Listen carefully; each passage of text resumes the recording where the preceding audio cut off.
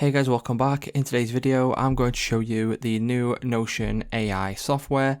So if you didn't already know, Notion have integrated something within their website and within their app, which is similar to ChatGPT and what we've seen ChatGPT do. So as you can see, I've just titled this YouTube tutorial Notion AI. And what you can do is you've obviously got your generic commands with the /. But what we can do now is if we click space, that will initiate to start the AI. So once you've got obviously click space and you are shown this here, you've got a lot of different options. So you could write something from scratch like you do with ChatGPT, and then it will go ahead and just start writing something in line with the things that you ask it or tell it to do.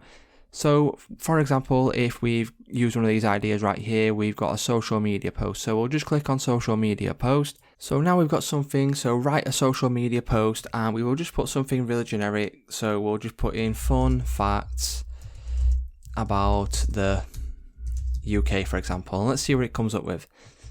So it's now going to go ahead and write a paragraph about facts about the UK or something, generic along those lines. You can ask it to do pretty much whatever you like. So this is what it's come up with. Did you know that the Queen technically owns all of the mute swans in the UK? So that's a nice fact about the UK, but what you can do is you can go ahead and tell it to continue writing or make it longer. So I will click continue writing.